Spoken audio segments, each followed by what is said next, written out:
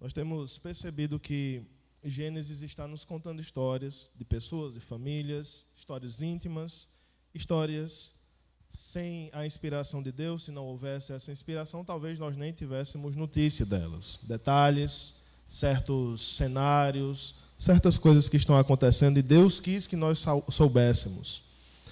Nós temos acompanhado Abraão em uma jornada com altos e baixos, com momentos de fortaleza no Senhor, mas outros momentos de grande fraqueza, de pecados e de erros. E nós temos aprendido que nossas histórias refletem esta história pessoal de Abraão. Uma história, a minha e a sua, com altos e baixos, com erros, com percalços no caminho, com provações, com coisas que acabam nos afastando de Deus em muitos momentos. Mas uma coisa é certa, capítulo 22 de Gênesis me ensina, e espero que ensine a sua vida também, que existem momentos cruciais na nossa vida, onde a nossa fé será provada. Existem certos momentos em que tudo aquilo que nós falamos, mesmo os altos e baixos, serão colocados numa balança e será verificada a veracidade da nossa fé. De fato, somos cristãos, de fato, somos aquilo que dizemos ser, porque se nós fôssemos verificar isso com o carrossel de nossas vidas, ou com essa montanha russa, nós poderíamos dizer, às vezes sou, às vezes não sou. Às vezes estou bem, às vezes não estou bem. Às vezes estou no céu, às vezes estou no inferno. Mas existem certos momentos, momentos cruciais em nossa vida, em que nós podemos perceber se de fato nós estamos dentro da vontade de Deus e sendo aquilo que nós dizemos ser. São esses momentos que provam a nossa fé, são esses momentos em que as obras serão conectadas à fé que nós dizemos ter. E sendo esta uma necessidade, uma vez que fé sem obras é uma fé morta, segundo Tiago, capítulo 2. Um certo filósofo ficou muito impressionado com essa história. Tão impressionado que escreveu um livro sobre, especificamente, Gênesis 22. O nome desse filósofo dinamarquês é Søren Kierkegaard. E ele escreveu um livro chamado Temor e Tremor, refletindo sobre essa história de fé de Abraão. Um dos trechos, ele diz assim, preste atenção: houve aquele que confiou em si mesmo e conquistou tudo, e aquele que, seguro em sua própria força, sacrificou tudo. Mas houve aquele que acreditou que Deus era maior do que todos. Houve aquele que foi grande por sua sabedoria, e aquele que foi grande por sua esperança, e aquele que foi grande por seu amor. Mas Abraão foi maior do que todos.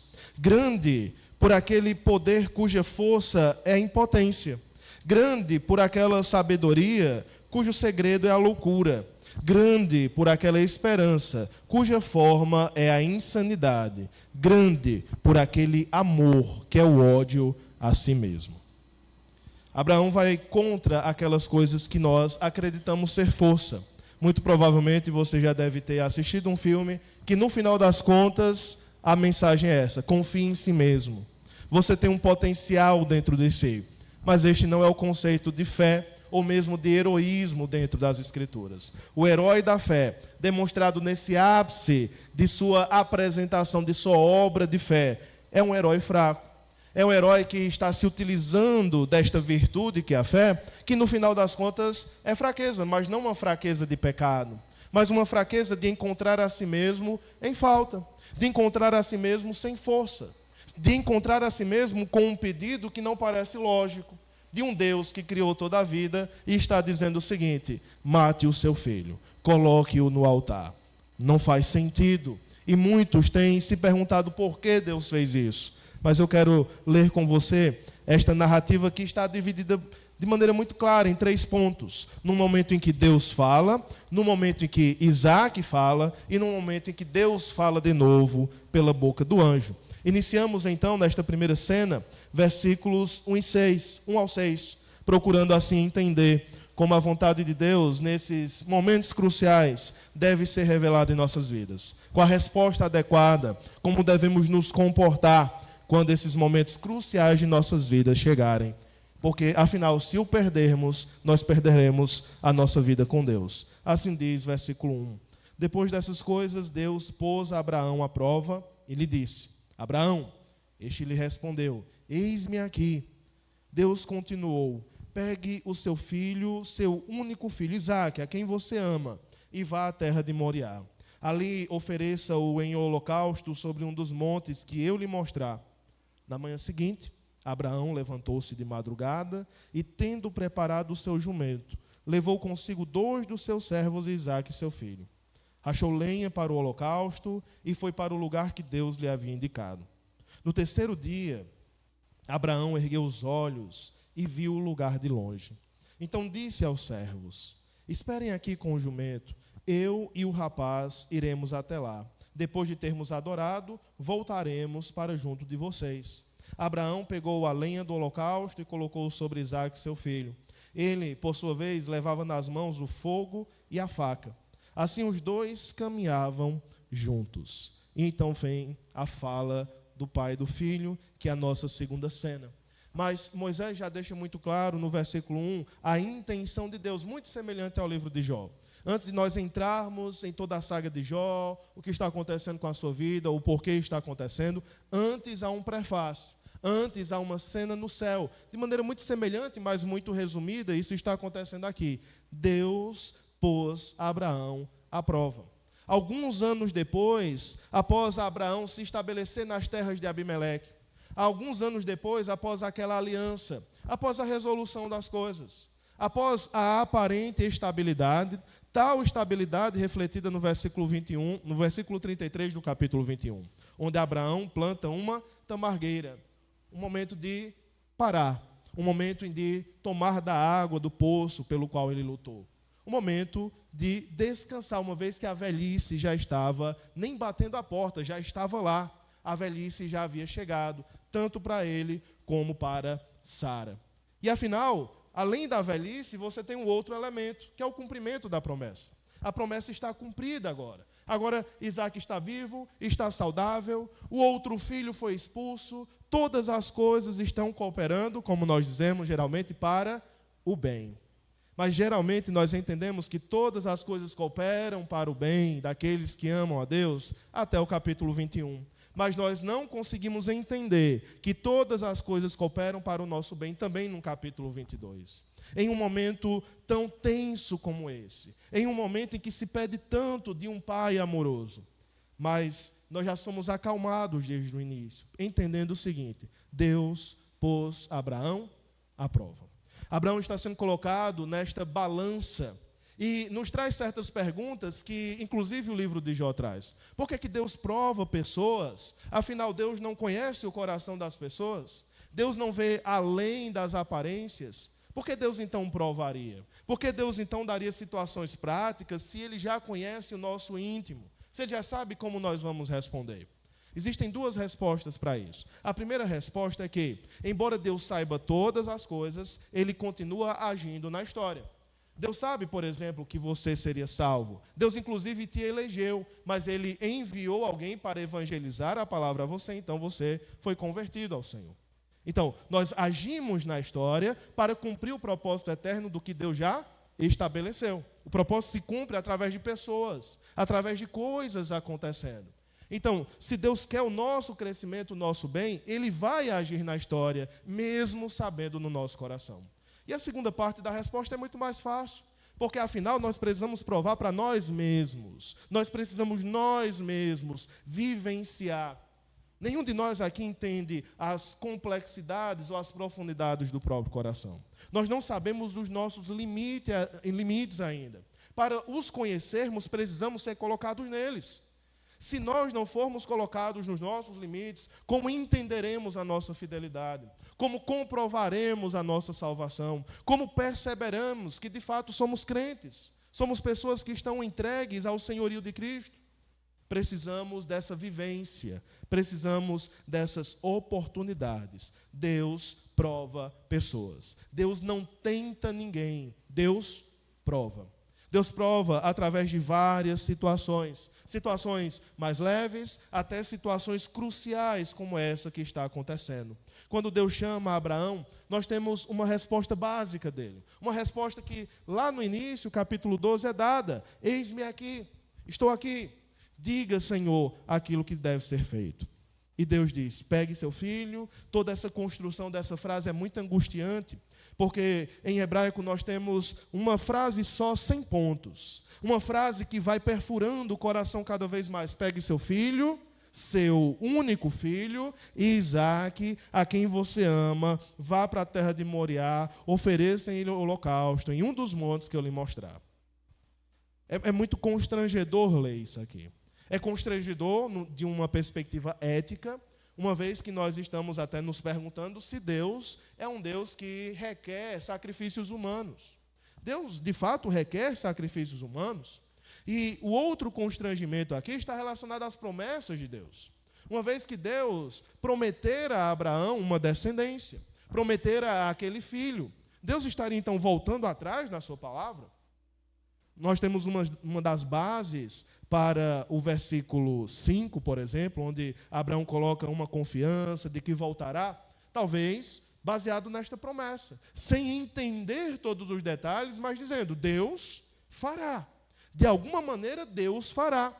Nós somos, então, aqui confrontados com a pergunta, e quando nós não soubermos? E quando Deus decidir nos colocar à prova?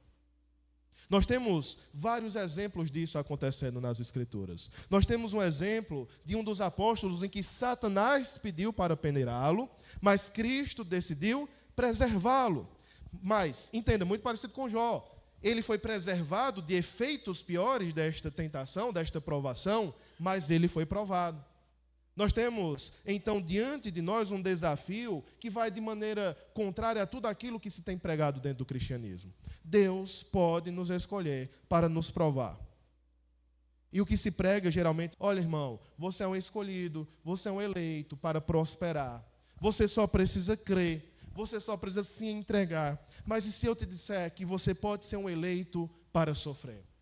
Que Deus pode estar no seu plano, talvez em um momento que não chegou ainda, colocando o teu nome e dizendo, sofrerá, penará, chorará, passará por um vale de lágrimas, este meu filho, porque eu o amo. E aqui está o momento crucial da fé, o momento que nos coloca, e não coloca Deus, mas nos coloca no banco de réus. Uma vez que Deus pode nos provar, mas o contrário não é verdadeiro. Nós não podemos provar a Deus. Nós não podemos responder a Deus com outra prova. Olha, Deus, você está me colocando aqui, mas agora eu quero perguntar, e por que o Senhor não fez isso? E por que o Senhor não agiu assim? A Bíblia proíbe, uma vez que nós não estamos em um pé de igualdade, nem de existência, nem de ética, nem de glória, nós estamos em locais diferentes. Deus pode nos provar, nós não podemos colocar Deus à prova. Nós temos uma resposta muito rápida de Abraão, parece um costume dele. Este homem calado, nós reclamamos sobre isso, falamos que muitas vezes ele deveria falar, mas não fala, mas é de se notar esta rápida resposta. Eis-me aqui, pegue seu filho, nenhum questionamento. Versículo 3, pelo contrário, nós temos aquela mesma disposição do capítulo anterior. Quando Deus manda expulsar aquele filho, quando Deus manda expulsar aquela concubina, Abraão de madrugada está se levantando. Levanta-se, prepara o jumento, leva 2 servos, leva Isaque e talvez deixe esses 2 servos pelo constrangimento desse pedido e vai para o lugar que Deus lhe havia indicado. São frases que se repetem em Gênesis, como em Noé, por exemplo. Noé fez tudo aquilo que Deus lhe havia indicado. Do jeito que Deus disse. Essa resposta rápida é uma resposta que nos falta, irmãos. Talvez a palavra que poderia ser dita sobre nós e que está em carência é proatividade. Nós fazemos as coisas muito arrastados, nós fazemos as coisas muito por ameaças, nós fazemos as coisas quando somos chamados a atenção várias vezes. Falta em nós essa disposição rápida de Deus dizer, vá, eu vou. Eu não entendo todas as coisas, eu não vou tentar a Deus. Eu não vou para um local que eu sei que vai dar errado e vou de qualquer maneira. Isso é tentar ao Senhor. Mas se Deus está mandando, Deus está me provando, e não eu provando a Deus. Eu vou. Eu não entendo como será. Eu não entendo como Deus, então, pedirá o sangue do meu filho. Mas eu vou. No terceiro dia, nós temos uma viagem angustiante. nós temos tanto a frase pesada, sem pontuação, que vai cortando o coração, porque não é só o teu filho, o teu único filho. É Isaac, ele tem nome.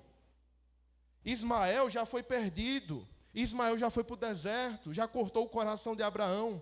Agora nós temos aquele que talvez, e segundo o texto parece, seja o mais amado, a quem você ama. É esse que você ama que deve ser oferecido. Se Deus tivesse pedido o próprio suicídio de Abraão, seria uma coisa. Se Deus tivesse pedido a carne e o sangue de Sara, teria sido outra coisa. Mas aqui ele está pedindo o centro de toda a história, desde o capítulo 12, de toda a promessa, de toda a especulação. Imagine a expectativa de uma vida.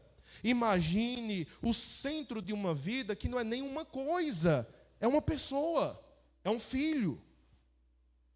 Às vezes nós lemos a narrativa aqui e pensamos, Isaac é tão importante porque ele é o cumprimento da promessa. De novo, repito, isso no plano de Deus. Mas no plano humano, Isaac é um menino. Isaac tem o amor de seus pais. Isaac brinca. Ninguém quer ver um filho morto. E é isso que Deus está pedindo. Deus está pedindo o filho dele morto. Mas não morto por uma doença ao acaso. Deus não está pedindo que os pais aceitem uma doença que vai o alcançar. Uma doença degenerativa, algo que não tem jeito. Deus não está pedindo isso, que já seria muito difícil. Deus está pedindo que o pai o mate. Que o pai o coloque em um altar e o sacrifique. E não existe uma saída para entender sacrifício de outra maneira. Não, pastor, ali era um sacrifício como Ana entregou o filho ao serviço do Senhor. Então, para que a lenha? Então, para que uma mesa de sacrifício, uma pedra de sacrifício? É um olá, é um sacrifício. É um sacrifício, inclusive, feito no monte, como era costumeiro. Abraão, o antigo Abraão, vem de uma família de sacerdotes que ofereciam sacrifícios aos deuses. E agora, o Deus de Israel, o Deus que chamou ele, sai da tua terra, sai da tua parentela, eu sou Yahvé, está dizendo, sacrifica o teu filho. Não é impossível que Abraão tenha visto na sua terra, de início, de onde ele morava, sacrifícios humanos. Não é impossível. É muito provável que ele tenha visto aquilo. Pessoas sendo sacrificadas, mulheres, crianças. Entenda, irmãos, isso não era algo que acontecia no dia a dia da antiguidade. Esses sacrifícios humanos nas culturas antigas, eles eram pontuais. Eles aconteciam diante de uma catástrofe, diante de uma grande dificuldade, diante de uma profecia. Mas não era algo do dia a dia. Afinal, a vida nunca foi tão banalizada. Está sendo hoje, mas nem era assim antigamente. Então, nós temos algo assim tão sangrento, tão complexo, até numa cultura, que Deus está pedindo a Abraão. É um momento em que, eu quero que vocês entendam a dificuldade, porque parece fácil de tanto lermos, olha Abraão, abre mão da tua ética, do que é certo e do que é errado, para me obedecer. Nós diríamos, eu teria uma desculpa na ponta da língua. Deus, Abraão não tinha ainda, mas eu tenho. Deus, o teu próprio mandamento diz, não matarás. Então não vou matar meu filho. Porque se o Senhor vai se contradizer, aí faria aquela oração de discussão com Deus, né? Deus, o Senhor está se contradizendo, então, Senhor? Certo. Mas, irmãos, embora não haja essa lei ainda, nós temos Gênesis capítulo 9. E Gênesis capítulo 9 é uma comprovação de que Deus valoriza a vida. Que se um homem derramar o sangue de outro, o que é que diz a lei de Gênesis 9? Já é lei. Se um homem derramar o sangue do outro, o seu sangue precisa ser derramado. Porque o homem é a imagem e semelhança de Deus. Você não pode simplesmente matá-lo. Você não pode assassiná-lo e sair impune. Mas um pai está prestes a fazer isso. Nós não temos garantias de Deus. A única coisa que Abraão tem em suas mãos, aparentemente, porque Moisés fez questão de não entrar na mente de Abraão. Deus não quis revelar essa mente. O que Abraão tem é a promessa. E é uma promessa que, de alguma maneira, se cumprirá. A fé pode ser definida assim. A fé pode ser definida assim. A fé é uma visualização de Deus, da sua palavra, das suas promessas, do seu evangelho. A fé vê. A fé é o olho que vê, mesmo sem entender como. O que falta na fé, que seria a nossa fraqueza, é entender como isso vai acontecer. Como? De qual maneira? Você sabe o que é um spoiler, né? As pessoas chegam para mim e contam finais de filme. Eu não tenho problema nenhum, pode contar. No final fulano morre, certo? O que me interessa é saber como isso vai acontecer. Eu fico mais curioso ainda. Porque eu quero entender a construção. Na fé falta esta informação. Nós não temos acesso à construção, ou o modo pelo qual isso vai acontecer. Por isso que as melhores definições de fé são essas. É um olho que olha para o Senhor, um olho carente, um olho pedinte, e a mão que se estende para Deus para pedir. Isso é fé. E a mão que se estende, dizia Spurgeon, precisa estar vazia. A mão que se estende para o Senhor não pode carregar nada, sacrifícios, ofertas. A mão que se estende ao Senhor para pedir a salvação é uma mão vazia. Por isso que fé é fraqueza, é falta, é ausência, é dificuldade. Não se cobra aqui força de você, meu irmão. Não se cobra que você seja um herói. Abraão, nesses termos, não pode ser chamado de herói. Porque em si ele não tem a força do herói clássico. Ele não tem a coragem do herói clássico. Ele tem uma virtude que é totalmente contracultural. É fé. E a sua fé, mesmo sem entender os motivos ou como se fará, confia que Deus fará. É fraqueza, vai contra a cultura. Por isso que ele vai, Isaac parece ser já grandinho, alguns anos já devem ter passado, está levando, agora Abraão está levando nas suas mãos o fogo e a faca. Isso é muito simbólico, embora não seja um texto simbólico, mas nós temos aqui uma divisão e uma participação de Isaac. Isaac parece estar sendo colocado dentro da narrativa de maneira a entender mais ou menos o que vai acontecer e, inclusive, perguntar, indagar logo após. Mas nas mãos de Abraão está a faca, o instrumento do assassinato. Só que em nenhum momento eu estou falando de assassinato, em nenhum momento o texto fala de assassinato. O que é que se fala, no entanto? Sacrifício. A palavra é sacrifício.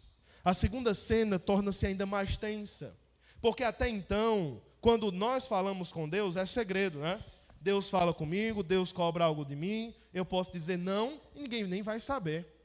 Deus me cobra de ser fiel, eu não sou fiel, ninguém sabe, só era entre eu e Deus. Mas quando envolve outras pessoas, a coisa começa a complicar, porque as outras pessoas cobram, as outras pessoas perguntam, e a outra pessoa é o próprio Isaac, aquele que será sacrificado. A segunda cena começa no versículo 7, onde lemos: Isaac rompeu o silêncio. Parece ter sido um longo silêncio. Disse a Abraão, seu pai: meu pai. Abraão respondeu, naquela mesma característica: eis-me aqui, meu filho. Isaac perguntou: eis aqui o fogo e a lenha, mas onde está o cordeiro para o holocausto? Abraão respondeu: Deus proverá para si o cordeiro para o holocausto, meu filho. E os dois seguiam juntos. Chegaram ao lugar que Deus lhe havia indicado. Ali Abraão edificou um altar, arrumou a lenha sobre ele, amarrou Isaque, seu filho, e o deitou no altar em cima da lenha. E estendendo a mão, pegou a faca para sacrificar o seu filho. E aí vem a terceira incursão de Deus, clamando na terceira cena do versículo 11. Mas essa é a pergunta constrangedora. Porque quando Deus nos pede algo fora da racionalidade, como eu disse, estamos em um contexto privado ainda, entre eu e Deus. Mas quando se estende para as pessoas, inclusive Abraão deixa dois para trás, deixa os servos para trás, mas chega aquele que ele ama, chega aquele que é seu filho e diz: mas pai, eu não estou entendendo. Nós vamos sacrificar o quê? E a resposta de Abraão revela que em um momento crucial esse homem se provou. E não que ele se prova aqui como um herói. De novo, a sua virtude não é a coragem, a sua virtude não é a força, a sua virtude não é a entrega total de seu esforço contínuo. A virtude de Abraão é fé. Deus proverá. Eu tenho o fim da história, mas eu não tenho o meio da história. Por isso que eu escolho sacrificar o meio para alcançar o fim. Eu escolho não entender tudo para crer e confiar que Deus cumprirá. Deus pediu, Deus proverá. Deus mandou, Deus proverá. Deus me enviou, Deus proverá. Deus me chamou, Deus proverá. Assim diz Paulo em Tessalonicenses. Aquele que chama é aquele que provê. E nesse intercurso entre chamar e a minha resposta, o que é que existe no meio? Existe a fé. É isso que nós não entendemos, irmãos. E é isso que me deixa um pouco afastado dessa ideia de disciplinas espirituais. Porque, às vezes, podemos acreditar que a disciplina espiritual, ela parte do teu esforço, da tua disciplina. Ela parte da tua coragem, da tua abnegação, da tua força diária de vencer os compromissos, de conseguir sentar ali para ler a Bíblia, de jejuar. Olha como tu é um herói, uma heroína, né? Conseguiu uma disciplina militar. Não. Existe esse aspecto, mas ele é secundário. O que nos moveria primariamente para fazer, ou para cumprir a disciplina, ou para cultivar a disciplina, o que nos moveria seria primeiro a fé. Porque não adianta cultivar uma vida disciplinada sem crer naquilo que eu estou fazendo. Eu vou ler a Bíblia todos os dias, mas você crê na Bíblia? Você crê no Deus da Bíblia? Você crê nas promessas dele? Se não, é sem coração. E o que geralmente acontece é que nós não conseguimos criar uma vida disciplinada, primariamente porque não temos fé. Nós não conseguimos nos livrar de nossos pecados porque primariamente nós não temos fé. Não, mas falta força, falta coragem para lutar contra o pecado. Como é que tu vai lutar contra o pecado se tu não acredita que Deus vai suprir a tua vida? Se tu não acredita que Deus será o prazer completo da tua vida.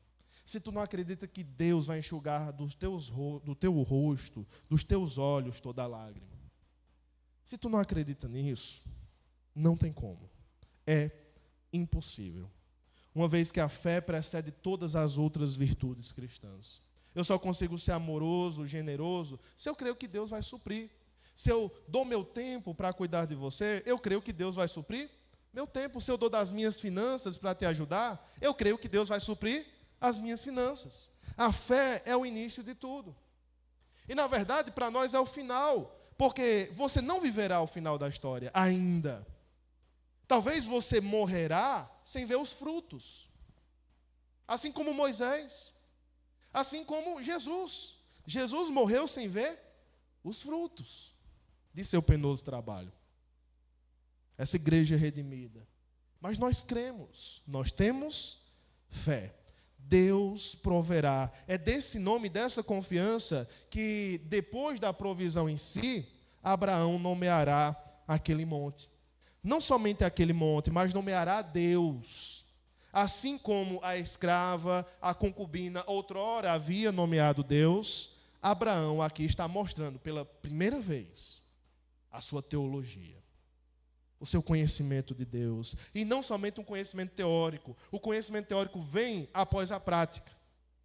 Primeiro, a obra, ele cumpre a obra da fé, ele confia até o final e depois ele reflete sobre isso. Deus proverá. Deus proveu. No momento da tensão, quando os violinos estão fazendo aquele som agoniante, prestes a matar, prestes a morrer, estendendo a faca, Isaac não fala nada, parece o pai, fica calado. A última cena, versículo 11, mas do céu, o anjo do Senhor o chamou. Esse anjo do Senhor, que já encontrara Abraão em sua casa, que provavelmente é a identidade do próprio Deus ou do próprio Senhor Jesus Cristo pré-encarnado. O anjo do Senhor chamou: Abraão, Abraão, 2 vezes. Um clamor urgente, ele responde: eis-me aqui. Imagine a ansiedade. O que é? Como é que vai se resolver essa situação? Eu vou fazer. Eu estou prestes a fazer, mas o que Deus fará? Então lhe disse: não estenda a mão sobre o menino. Não faça nada a ele. Pois agora sei que você teme a Deus, porque não me negou o seu filho, o seu único filho. Abraão ergueu os olhos e viu atrás de si um carneiro preso pelos chifres entre os arbustos. Abraão pegou o carneiro e ofereceu em holocausto em lugar de seu filho. E Abraão deu àquele lugar o nome de O Senhor proverá. Daí dizer-se até o dia de hoje: no monte do Senhor se proverá. Então do céu, pela segunda vez, o anjo do Senhor chamou Abraão e disse: por que você fez isso e não me negou o seu filho, o seu único filho? Juro por mim mesmo, diz o Senhor, que certamente o abençoarei e multiplicarei a sua descendência como as estrelas dos céus e como a areia que está na praia do mar. Sua descendência tomará posse das cidades dos seus inimigos. Na sua descendência serão benditas todas as nações da terra, porque você obedeceu à minha voz. Então Abraão voltou para onde estavam os seus servos e juntos foram para Beceba, onde fixou residência. Ele sobe junto com Isaque e ele desce junto com os servos. O grupo completo retorna. Há muitas figuras belas aqui, mas esse chamado que irrompe dos céus, que o impede. Talvez alguns, de maneira muito irônica, leem esse tipo de texto, pessoas que não são cristãs, e dizem: que Deus é esse que brinca com os sentimentos das pessoas? Que leva as pessoas até o seu limite e depois diz: pare, eu estava brincando. Isso é uma leitura completamente errada do texto. Deus não está brincando com os sentimentos. Deus não está testando os seus brinquedinhos no playground. Deus está trabalhando com pessoas de maneira respeitosa. Deus está levando essas pessoas a confiar nele, como Abraão, como eu e você. Nessa história que Deus está contando, e está incluindo esses momentos cruciais tão difíceis, Deus está nos chamando para a comunhão. Deus está nos chamando para a obediência. Não é uma brincadeira. Em nenhum momento Deus zomba de seus filhos. Deus está com seus filhos.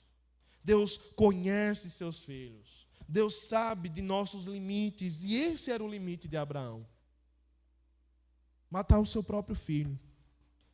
Eu tenho me perguntado, é uma pergunta fácil de se fazer, mas difícil de responder, se a minha fé iria até os limites, o meu comprometimento iria até os limites.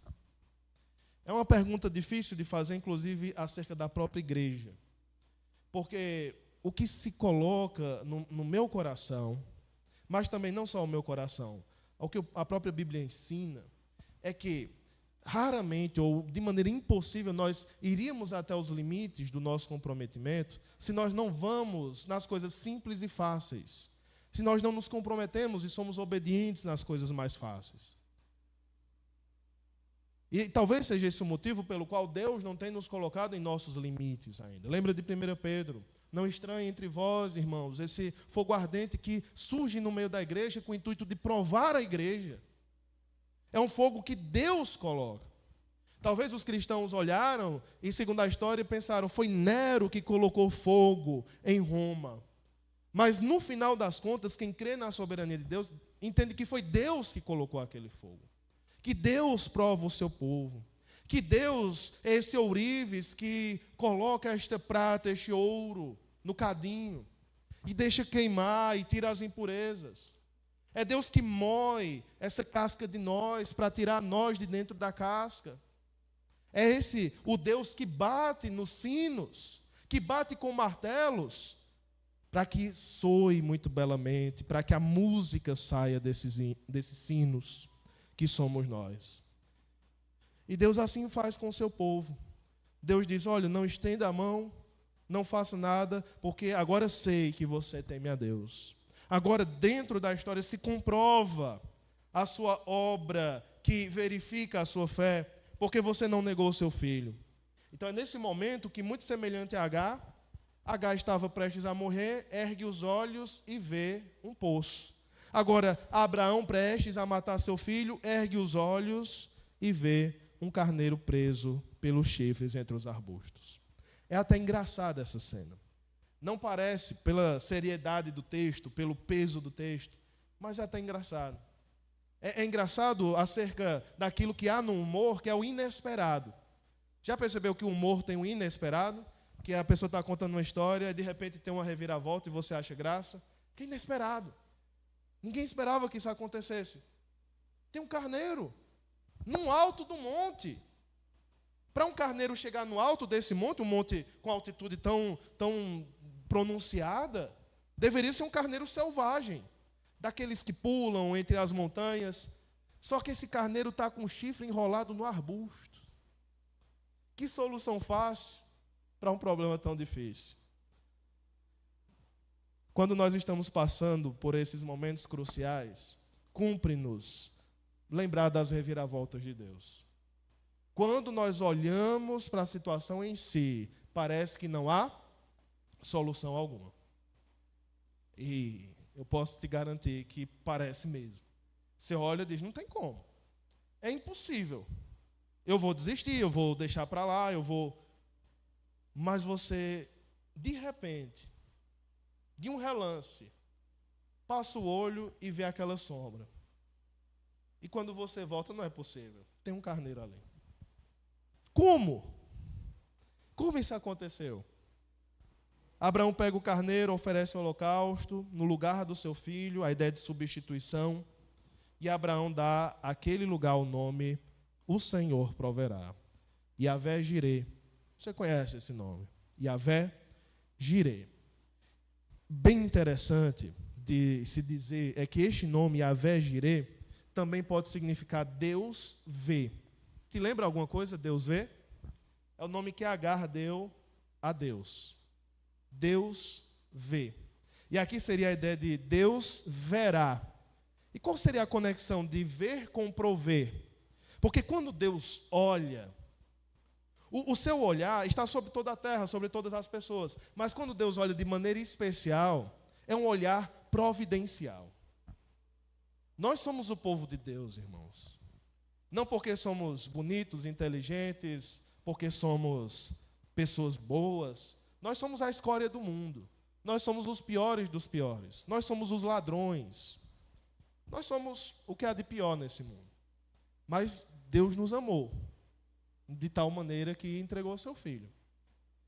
Você tem que ter esta noção de que você é amado. De que Deus olha, seus olhos percorrem toda a terra, mas Ele te vê de outra maneira. Deus verá. E a grande pergunta, quando nós estamos passando por esses momentos cruciais, é dizer, Deus está vendo isso que está acontecendo na minha vida? A resposta está na boca de Abraão. Deus verá. Deus verá.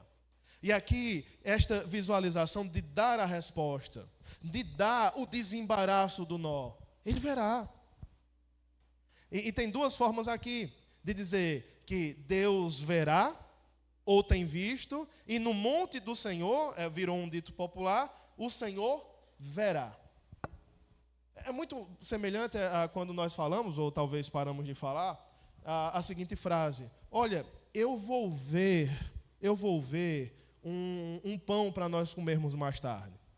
O que significa eu vou ver esse pão? É que eu vou ficar olhando para ele? Não é que eu vou arrumar para nós. Eu vou arrumar também é estranho, né? Você vai arrumar, eu vou arrumar um pão para nós comermos mais tarde. Eu vou ver. Eu vou conseguir para nós. Deus consegue. Nós que somos homens masculinos, temos uma grande dificuldade com isso. Porque nos é ensinado que nós devemos prover. E, de fato, em alguns níveis, nós temos essa responsabilidade. Mas nós não conseguimos providenciar tudo. É tanto que existe esta doutrina, a doutrina da providência de Deus. Se Deus não der o pão, em vão trabalha quem busca esse pão. Se Deus não guardar a cidade, em vão trabalha quem está vigiando-a. Em vão, porque o Senhor dá àqueles que confiam nele. Falta-nos fé, irmãos. Eu não posso falar como um pregador da prosperidade de que nós não estamos melhores por falta de fé. Mas eu posso falar, porque você vai entender que não é estar melhor em alguns níveis que talvez esses pregadores falam. Nós não estamos em um patamar mais elevado, como igreja, como crentes, como famílias, um patamar de amor, um patamar de cuidado, um patamar de comunhão, de desenvolvimento, de evangelização, porque nos falta fé. Nós não confiamos que Deus dará o suprimento para fazer essas coisas. E por não confiarmos, não fazemos. Não, Deus, não dá, não vai dar certo. É impossível. Não, pastor, não tem como, o pessoal aqui não faz. Não, pastor, isso nunca deu certo.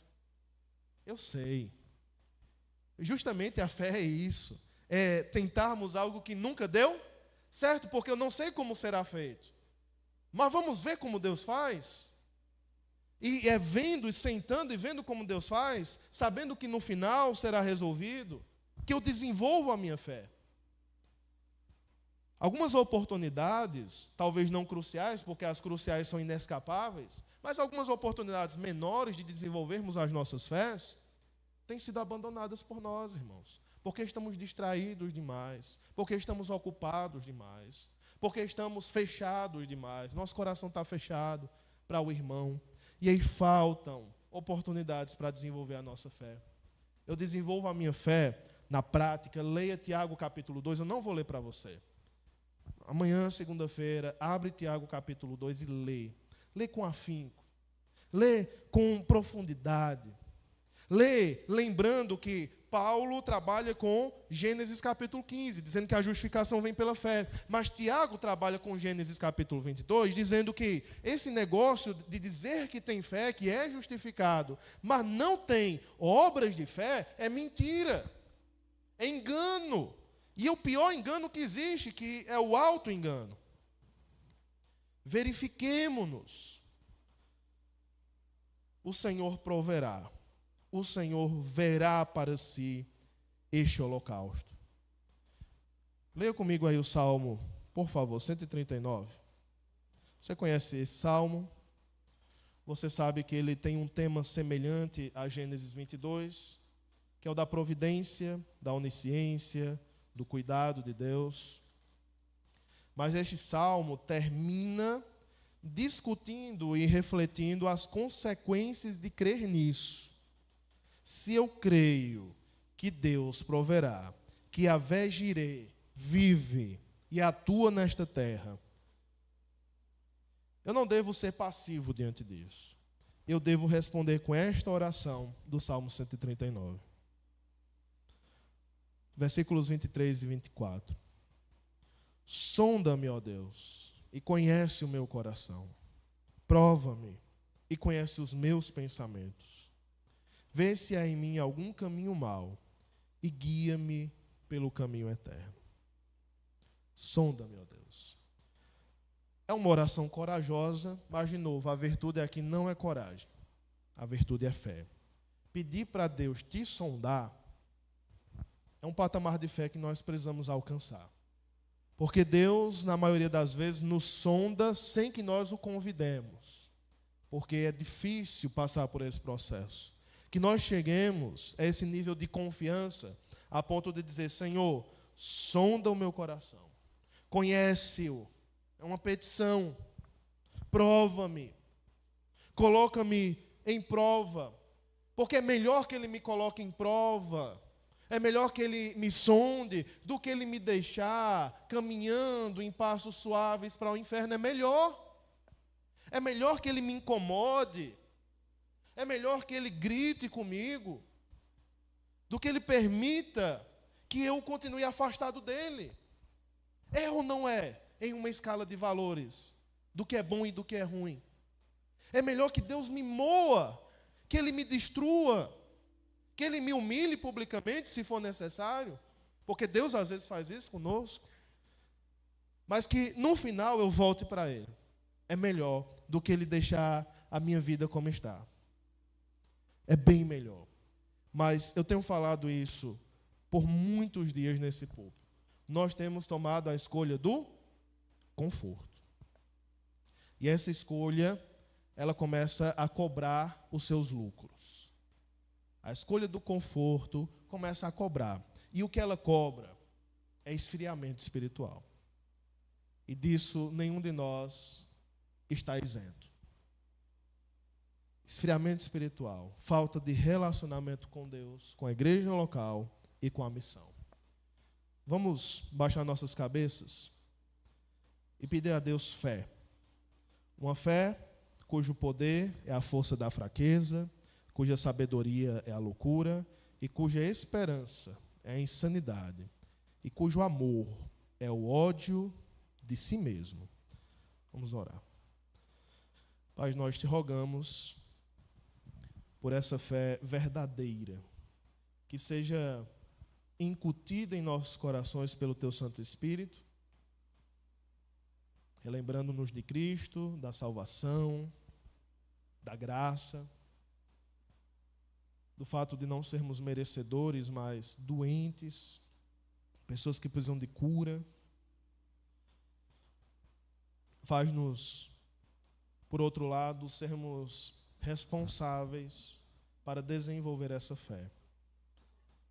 Que possamos despertar, Senhor, para que a nossa fé alcance uma maturidade cada vez maior, uma confiança em Ti, e que seja sempre pela via correta, não nos permita sermos enganados por esse mundo, por Satanás, por nós mesmos, de que pela força do nosso braço nós conseguimos as coisas, mas pela via da fraqueza, pela via do desprezo de si mesmo, da diminuição do que achamos que somos, pela via da humildade, ajuda-nos a confiar em Ti, sabendo que o Senhor pode, nós não podemos, que o Senhor fará, mesmo que nós não entendamos o meio da história, mas ajuda-nos a viver confiantemente de que o Senhor cumprirá tudo aquilo que tem prometido na Tua palavra e no Teu Evangelho. Pedimos isso em nome de Jesus. Amém.